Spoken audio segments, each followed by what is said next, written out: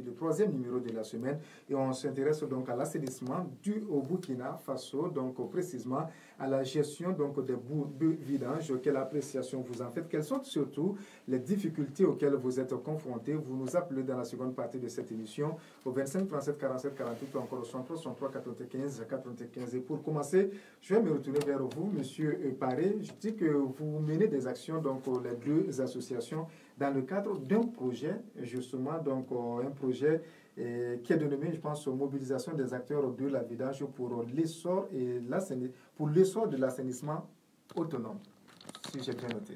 Oui, la VIF et ABBA sont partis en concertation pour exécuter le projet mobilisation des acteurs de la vidange pour l'essor de l'assainissement autonome. Le projet est soutenu par le consortium Niel Explique Africa, qui nous soutient financièrement et techniquement tous les jours. À partir de ce projet, nous visons 3 objectifs au Burkina. Les maires de Ouagadougou, Bobo Dioulasso, Koudougou et Ouaïgouya à définir des sites autorisés pour le dépotage de boues de vidange. Et à long terme, on peut transformer ces sites autorisés en des stations de traitement de boues de vidange. Notre second objectif, c'est de faire de la vidange un service professionnel qui répond aux besoins des ménages et qui valorise le vidangère. Et notre troisième objectif, c'est amener les populations, les ménages de Ouagadougou à intégrer l'assainissement dans les priorités de dépenses du ménage. Il faut que les ménages prennent conscience qu'ils doivent investir dans le domaine de l'assainissement tout en construisant des fosses ou en vidant régulièrement ses latrines. D'accord. Vous parlez de vidange peut-être pour mettre tout le monde au même niveau d'information. C'est quoi justement la vidange, ou bien quand on parle de boue de vidange, quand on parle d'assainissement, c'est à quel aspect concrètement dans les ménages vous vous intéressez? Les boues de vidange, ça revient aux déchets liquides que les ménages collectionnent, soit dans les fosses septiques, soit dans les latrines, soit dans les WC. À un moment donné, ces latrines-là ou bien ces ouvrages sont saturés et le ménage doit les vidanger pour qu'il y ait de l'espace avant de continuer. Mais on se rend compte au Burkina Faso que la vidange, ça cause toujours un problème. Les gens ne vident l'air fosse que lorsque c'est carrément débordé ou bien les mouches ça sort dehors. Alors que ces ouvrages-là, à 50 cm au maximum, ou bien le ménage doit appeler un vidangère pour qu'il vienne assainir ces fosses. Donc vider et ça recommence à zéro. Mais le problème est que au Burkina Faso, ces ouvrages qu'on doit collectionner, ces eaux usées, on retrouve n'importe quelle sorte de déchets dans ces ouvrages et la vidange, ça cause un problème pour les vidangères, que ce soit les mécaniques, c'est à base des camions. Nous, on vient enlever les déchets liquides qui sont dans ces latrines ou dans ces pizzas et on fait recours maintenant à les vidangères manuelles dans la base. Et ça, c'est l'objectif principal de la base, curer les déchets solides là au niveau de ces latrines que les vidangères mécaniques n'arrivent pas à le faire. D'accord. Donc il y a deux aspects, donc mécanique et manuel. Pour permettre aussi aux gens de mieux comprendre, on va d'abord commencer par vous, Monsieur Bandé. Donc quand on parle donc de vidange manuel, c'est quoi et quelles sont les difficultés aussi auxquelles vous êtes confrontés? Parce qu'il y a Monsieur Paré qui disait tantôt des fois on trouve n'importe quelle sorte d'ordure dans les WC et puis voilà dans les fosses septiques. Ok, je vous remercie. Si on parle de la vidange manuelle, peut-être les gens comprennent ça d'une autre manière. Ils pensent que c'est juste venir vidanger des potés à côté qu'on appelle vidange manuelle. Non, tout simplement c'est parce que l'activité est faite manuellement. L'activité est faite manuellement. Mais le problème qui est là est qu'au Burkina Faso ici, les ouvrages qu'on nous a tous proposés, c'est des vidangeurs, c'est des latrines. Dès que c'est bien utilisé, c'est vidangeable manuellement. Maintenant, le problème est que les gens utilisent ça aussi mal. On utilise de l'eau, tout, et ça dénature maintenant l'ouvrage. Ce qui fera aussi la vidange manuelle très difficile. Quand vous dites que les gens utilisent de l'eau, concrètement, comment ça se passe? Prenez peut-être un exemple. Je vais vous donner un exemple. Voilà, on appelle voilà les latrines, les ouvrages que nous rencontrons régulièrement. Ce sont les latrines VIP, les latrines Ecosan et les latrines sans plate. Qui dit latrine VIP bien utilisée, c'est une latrine qu'on ne doit pas rentrer avec beaucoup d'eau. C'est avec un peu d'eau. Maintenant, si on utilise ça, donc après avoir fini de déféquer, tu dois mettre un peu de la cendre ou de la terre sèche. Donc, si tout ça est bien fait, au bout de 5 ans, tu refermes ta latrine et tu ouvres l'autre fosse et on continue à utiliser. Après ça, tu refermes ça, on ouvre la première fosse et on cuire ça manuellement. Mais les gens ne respectent pas ça, ils utilisent de l'eau, ils se douchent à l'intérieur, tout. Voilà, donc... Mais ces latrines, où est-ce qu'on les, où est-ce qu'on les rencontre? Parce que vous avez cité... C'est des ouvrages que l'ONIA propose justement aux populations. Est-ce que les gens même qui en bénéficient peut-être font la différence entre ces trois types? Non, ils ne savent même pas, ils savent, parce qu'à force de travailler, que nous tous, on a compris qu'il y avait ces trois types de latrines, donc qu'on appelle Ecosan, sans plate et VIP. Donc vous dites qu'il y a ce travail aussi à faire au niveau des ménages, leur expliquer davantage la différence des types d'eau. Voilà. Maintenant, dans le travail proprement dit, nous rencontrons beaucoup de difficultés. Les gens utilisent les latrines comme des poubelles. Ils jettent tout à l'intérieur. Des poches de sérum, des armes à feu, des armes blanches, des couteaux, bon, tout. On retrouve tout dans les fosses.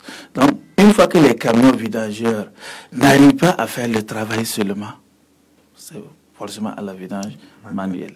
Donc, le problème aussi que les vidageurs manuels est confrontés, ils n'ont pas d'endroit pour aller dépoter les bouts de vidange. On va revenir donc à cette question du potage. On sait que c'est une grosse difficulté, mais on va peut-être voir au niveau donc de la vidange mécanique comment ça se passe. Donc vous, on imagine, ce sont peut-être des véhicules qui sont là. Il vous suffit seulement de tirer. Là aussi des difficultés. Ah oui, on a vraiment pas mal de difficultés là-dessus parce que nous avons des fosses, comme M. Bandé venait de le dire, qui sont mal utilisées. Étant mal utilisées, ça veut dire que le curage est tellement... C'est vrai qu'on n'avait pas fait toute la liste. Hein. Je pense qu'il était au niveau des VIP, non? On n'avait pas, donc, pour ce qui concerne les... En fait, ces fosses sont des fosses qui sont faites pour être vidangées manuellement. Les fosses VIP. Voilà. En fait, par rapport au système que ça a été conçu. Mais bon, les difficultés que nous rencontrons actuellement par rapport à la vidange est que c'est mal utilisé. Donc ça fait que les vidangeurs ont des difficultés même pour pouvoir faire le curage. Mais vous dites quoi aux gens? Parce que c'est vrai, M. Bandé avait pris un exemple. Il a parlé aussi des, je pense, des fosses, non? Ou c'est quoi? Ecosan. Donc ça, quelle est la difficulté, par exemple, dans l'utilisation de ces toilettes-là? Bon, en fait, la difficulté, c'est ce que M. Bandé a dit, c'est la sensibilisation. Ça veut dire, en fait, il faudrait une sensibilisation par rapport à ces utilisations de ces ouvrages à la population, afin qu'ils puissent mieux les utiliser, pour qu'au moment, quand ça va arriver, qu'on puisse faire la vidange sans difficulté. Et ne pas y jeter n'importe quoi. Absolument. D'accord. Monsieur Eparé, donc de façon globale, vous, quel est le constat justement que vous faites aussi? C'est vrai que vous êtes au niveau de la VIF, mais vous intervenez autrement donc dans le domaine. Oui, quand un vidangeur mécanique part vidanger une fosse, il faut reconnaître qu'à Ouagadougou, que ce soit les fosses VIP de Ecosan, les gens se douchent dedans. Les gens n'arrivent pas, on ne va pas se doucher dedans parce que quand la plupart des fosses, c'est utilisé avec de l'eau. Et ce qui rend le travail très très compliqué au niveau du vidangeur mécanique, c'est que les ménages même n'arrivent pas à faire la distinction entre les bacs à ordures et puis les latrines. Tous les objets qu'on doit jeter dans les bacs à ordures, ça se retrouve dans des latrines, que ce soit les pilons, les armes à feu, et les matelas, on va trouver dedans, les habits, ça ne se compte pas. On fait de l'ensemble même des sous-vêtements du ménage même se trouve dans les latrines. Donc la vidange mécanique, ça cause un problème, ça prend trop du temps pour le camion vidangeur et plusieurs fois on est obligé de stopper pour couper le tuyau parce que ça a pris un bidon de Olafie ou bien ça a pris bidon et pilon. Donc, et le compresseur ça dégrade rapidement la puissance du compresseur. arrivé à un certain niveau, le vidangeur mécanique est obligé de stopper son travail parce qu'il n'en peut plus. Et on fait recours maintenant au vidangeur manuel pour venir racler le reste des ordures. Mais les ménages aussi n'ont pas deux latrines. C'est une seule latrine. Si le vidangeur manuel doit venir, il faut soulever la dalle, il faut souvent casser le mur et le ménage va se soulager où? Donc, les gens, nous on vient vidanger, ils ne peuvent pas enlever ça manuellement. Il y a beaucoup de ménages qui ne peuvent pas. 2 mois, 3 mois, on appelle encore le vidangeur mécanique et la latrine est pleine. Mais si vous utilisez mal la latrine, ça va se remplir régulièrement. Nous, quand même, nous sollicitons, nous voulons une contribution, un changement de comportement au niveau du ménage. Que les gens arrivent à faire la distinction entre les bacs à ordures et puis les latrines. Une latrine, c'est pour faire ses besoins. Il faut utiliser correctement la latrine. Là, la vidange, ça ne va pas faire un problème. Si ces latrines sont utilisées correctement, le coût même de la vidange, là, ça peut diminuer. Parce que si le vidangeur mécanique vient, ce qu'on fait actuellement en 30 minutes, si la fosse est bien utilisée, c'est en 5 minutes de travail et puis c'est fini. Et la latrine va prendre plus de temps pour se remplir. Si on vidange correctement une latrine, le minimum c'est 1 année pour que le ménage puisse nous appeler. Mais vous allez vous rendre compte actuellement, si on vidange 3 mois, 4 mois, que ma latrine est pleine, vous avez fait un sale travail. Est-ce qu'un camion vidanger peut faire sortir autant de bidons de eau la fille dans une latrine? Autant de matelas? Donc c'est très très compliqué. Très très compliqué. Mais avant de peut-être poursuivre, vous avez parlé tantôt des coûts. À combien par exemple ça peut coûter lorsque on fait appel peut-être pour une vidange mécanique d'abord? Ça peut coûter combien? Une vidange mécanique, je pense qu'on a discuté sur la question lors de notre assemblée générale. Le coût minimum, ça commence maintenant à partir de 20 000. 20 000 c'est un compartiment. Et ça répond aux normes de force que l'ONA arrive à puis installer au niveau des ménages. Mais quand on veut remplir la citerne, le prix, ça se discute en ce moment. Donc, ça varie entre 20 000 à 40 000. Il y a des citernes même dont ça peut prendre 3 compartiments. Donc, c'est-à-dire le compartiment, ça fait 20 000, 3 compartiments, ça va faire 60 000. Mais quand tu expliques ça au ménage, ils se disent, tu amènes un camion de 15 mètres cubes, il faut tout vider à 20 000. C'est pas comme cela que ça se fait. Nous, on travaille en termes de compartiment, que le prix minimum qui est 20 000. Si vous voulez quand même vider toute votre fosse, on vide et on discute maintenant sur le prix. Si c'est en fonction de la quantité du volume d'eau. Mais si c'est le plein, là vous pouvez négocier avec un camion vidangeur. Bon, moi je sais que ma latrine ça peut contenir 15 mètres cubes. Est-ce que vous pouvez me faire ça à combien? Souvent, le plein ça varie entre 30 000 à 50 000. 30 000 à 50 000. D'accord, mais si c'est manuel? Si c'est manuel, bon, je pense que M. Bandé... M. Bandé, donc on va vous revenir. Donc ça peut coûter combien? On commence par là, avant de revenir aux difficultés de dépotage. Le prix de la vidange manuelle n'a pas un prix fixe, mais ce qui est sûr, ça démarre à partir de 30 000 en allant. D'accord. Parce qu'il y a 2 types de choses que nous allons faire. D'abord, il faut ouvrir, rentrer, curer et puis transporter. D'accord. Donc, voilà ce que nous faisons. Mais les difficultés, c'est vrai que vous avez posé les problèmes peut-être au niveau des fosses, mais est-ce que vous arrive d'avoir des problèmes particuliers? Parce que j'imagine descendre dans ces fosses-là, peut-être des problèmes... Oui, ça arrive souvent que les vidangeurs manuels trouvent des problèmes en exerçant bien leur travail, en voulant faire leur travail. Tout simplement parce qu'il y a d'abord, il y a d'autres, ceux qui ne connaissent même pas les fosses. Il y a d'autres qui ne savent même pas comment joser une fosse. Ouais, rarement, les propriétaires de latrines là vont te dire la vérité. Ma fosse est de 5 mètres, ma fosse est de 6 mètres. Personne ne va te dire ça. Si tu vas pour discuter, il va te dire non, ça ne dépasse pas 2 mètres. Or, sa fosse peut avoir une profondeur de 6 mètres, voire même plus. Donc, si tu ne connais pas joser même une fosse, tu peux te créer des ennuis toi-même. Voilà un exemple que je peux vous donner facilement. Il y a un monsieur qui a voulu vidanger une latrine VIP à lui seul. Une latrine bien mal utilisée. Maintenant, en voulant vidanger à lui seul, au lieu de faire les 2 fosses à la fois, puisque c'est une fosse construite, au milieu on a séparé. Il a commencé ici, il voulait terminer le fond avant de rentrer dans l'autre fosse. Pourtant, c'est des choses qu'il ne faut pas faire. Donc, quand il a fini, il a voulu... il a d'abord fait 1,50 m, il a laissé, et le lendemain, il est venu pour terminer ça. Et quand il est rentré, malheureusement, le mur a cédé. Parce que l'autre côté avait toujours la boue qui était pompée. Donc, et comme le mur était faible, donc ça a cédé. Mais c'est un exemple que j'ai donné, mais ça date, mais c'est des exemples palpables.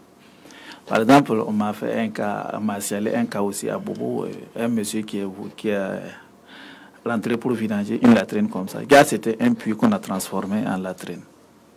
Et au moment où il faisait, bon, à un certain moment, bon, à 2-3 mètres comme ça, il y avait de l'eau en bas. Et à un moment donné maintenant, bon, comme c'était devenu faible, ouais. Les gars s'est embourbé à l'intérieur.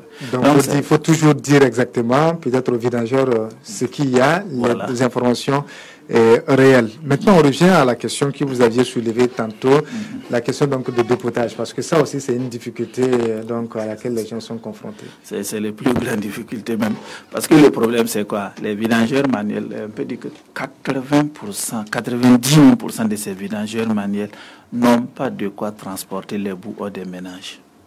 Ça, c'est la première des choses. La deuxième des choses, ceux qui arrivent aussi à transporter ces boues sont confrontés à un problème de site. C'est vrai, l'ONEA a des sites auxquels ils peuvent aller, mais c'est très loin. Je prends un exemple, quelqu'un qui vient à Ouaga 2000 ici pour vidanger une latrine manuellement. Si on lui dit d'aller à Zaktouli pour dépoter avec un tricycle, est-ce qu'il va finir le travail? Je ne pense pas. Mais nous, on aurait souhaité que si la mairie nous écoute présentement, la mairie nous écoute, qu'ils n'ont qu'à essayer, on va discuter ensemble pour trouver des terrains, des sites de dépotage transitoires. Mais est-ce que vous avez déjà approché la mairie? Depuis 2012 même. Moi, je parle depuis au temps de Séraphine que j'ai commencé à faire ce travail. Mais jusque-là, je n'ai pas encore eu gain de cause. Voilà. C'est pas maintenant que j'ai commencé à parler de ça. Même les autorités, aujourd'hui, ceux qui sont dans l'assainissement, surtout les côtés bout des vidanges là, ils sont conscients de ça. Mais jusque-là... Donc il n'y a pas de site, alors que c'est en même temps les gens dénoncent le fait que bon, les gens préfèrent verser dans les caniveaux. Oui, d'avoir les portes dans les ménages. C'est parce qu'il n'y a pas de site pour aller dépoter.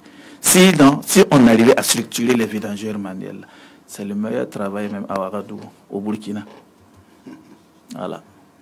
Parce qu'ils vont s'en sortir. Oui. Au lieu de voler là, ils vont travailler pour avoir à manger. Une question seulement d'organisation. Monsieur Kaoulé, à votre niveau aussi, est-ce qu'il y a assez de sites aussi pour, voilà, même si c'est mécanique? Voilà le vrai problème.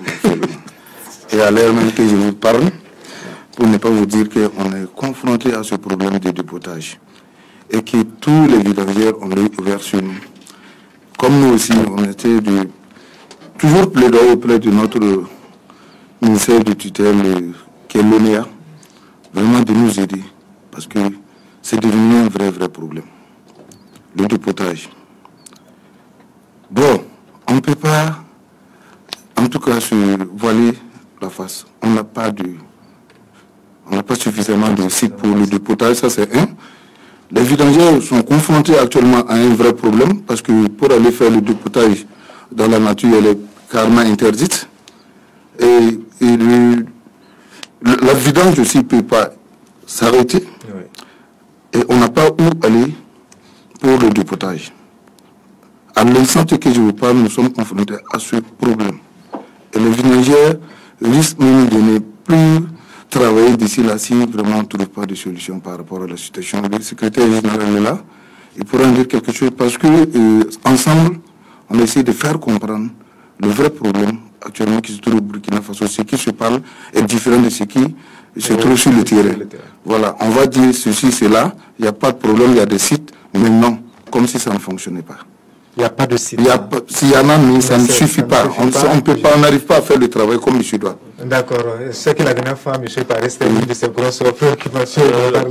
Oui, ça c'est vrai. Il faut reconnaître à Ouagadougou, on a 3 stations de traitement de boue de vidange. La station de Kosodo, Zaktouli et Surgoubila.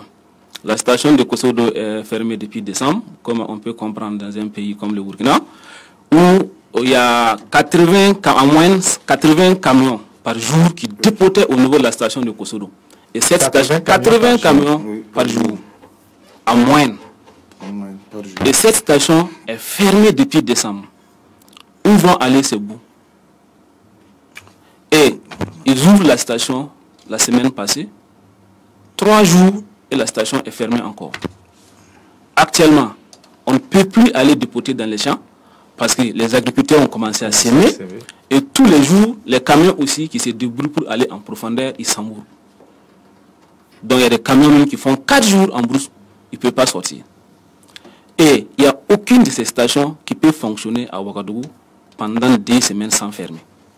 Les stations ont été construites en 2014 en raison de 30 camions pour toute la ville de Ouagadougou. Et de nos jours, la ville compte 200 camions. Plus de 200. 200 camions. Et nous sommes en train de négocier avec les autorités communales.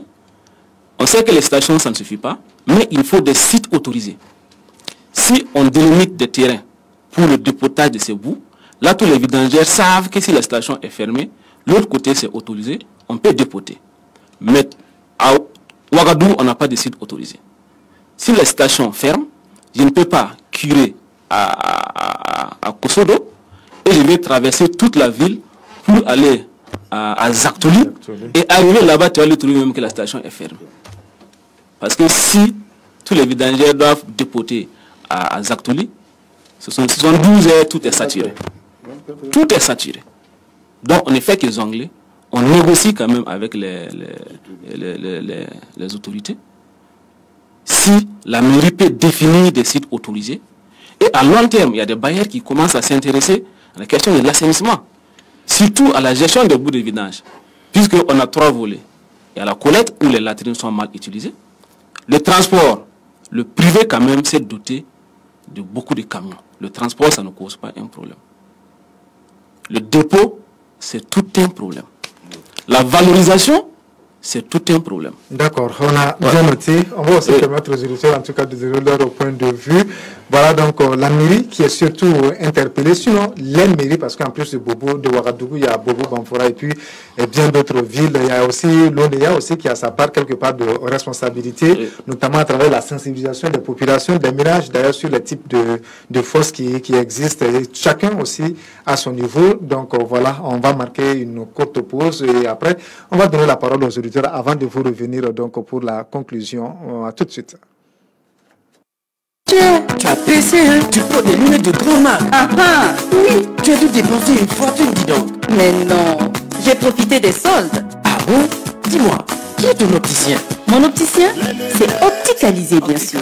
Du 29 juin au 31 août 2019, Opticalisé est en solde et offre jusqu'à 30% de réduction sur sa collection de lunettes de marque. Contactez-nous sur notre site www.opticalisé.com ou au 70 21 0205 ou au 75 09 39 39.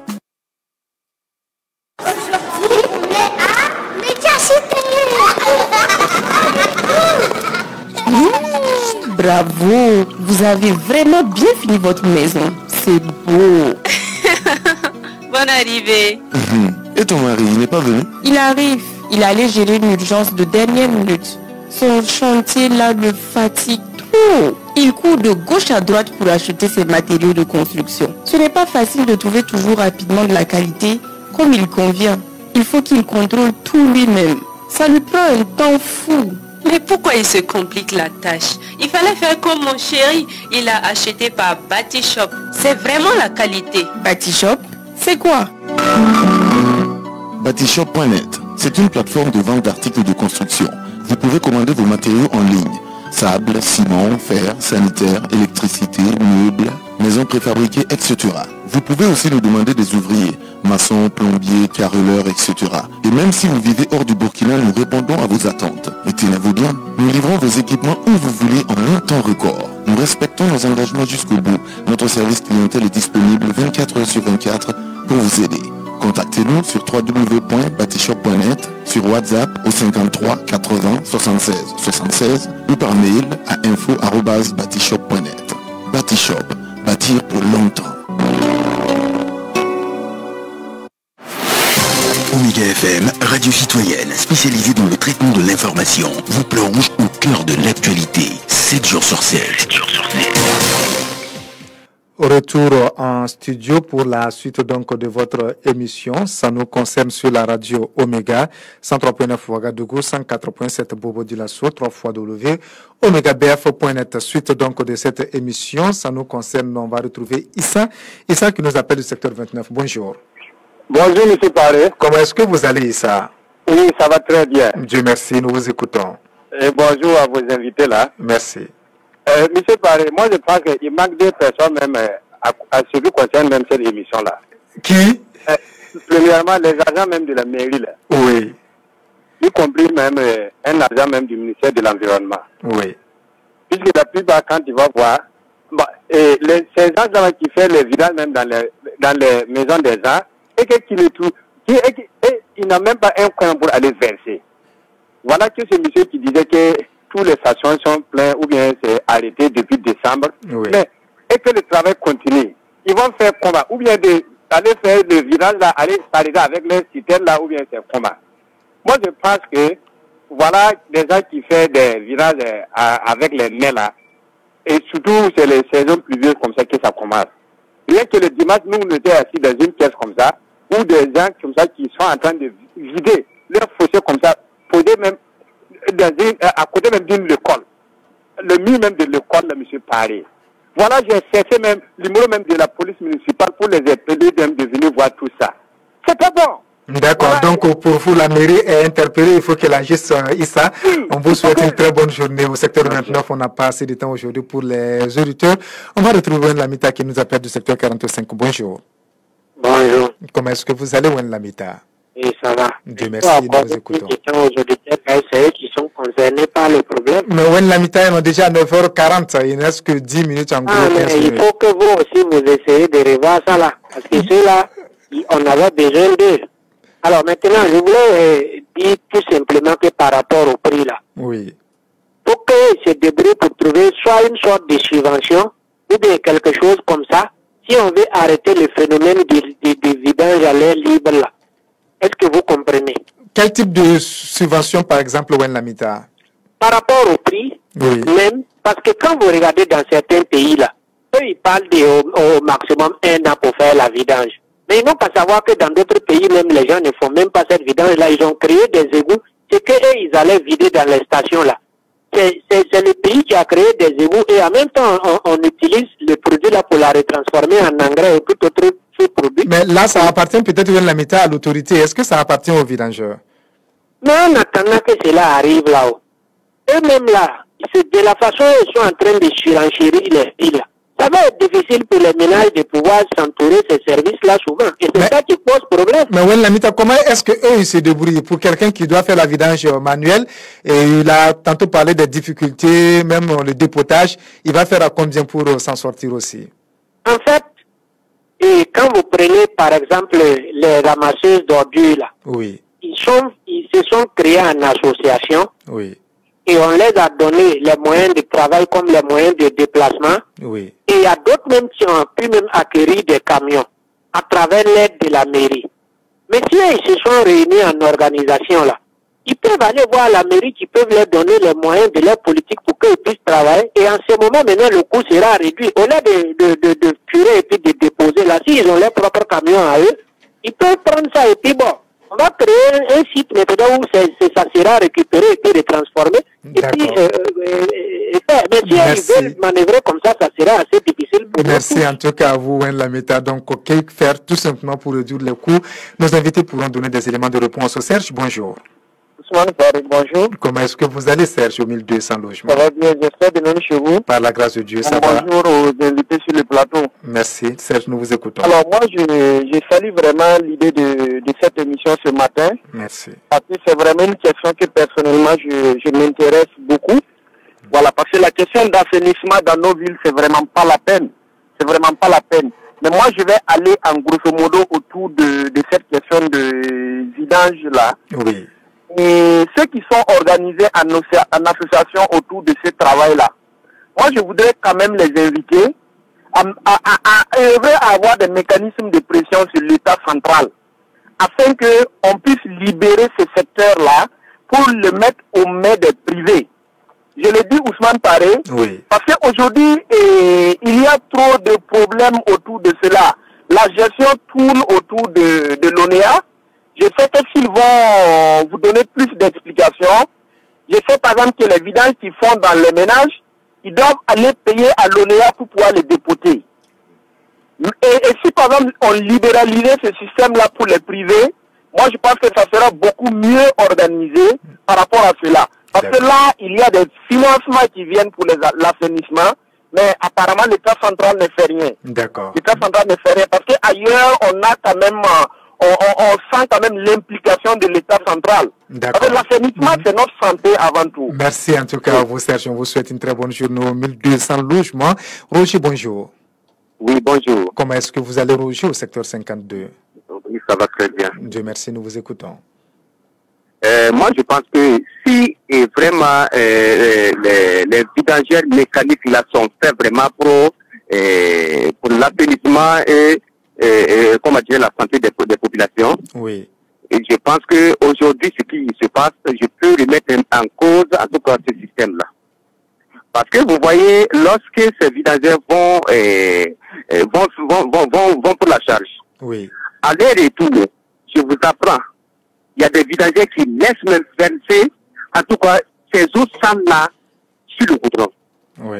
Et lorsque vous suivez ces camions, pour ceux qui circulent la bouche ouverte, je vous assure que vous ne pouvez pas prendre au moins une goutte dans la bouche.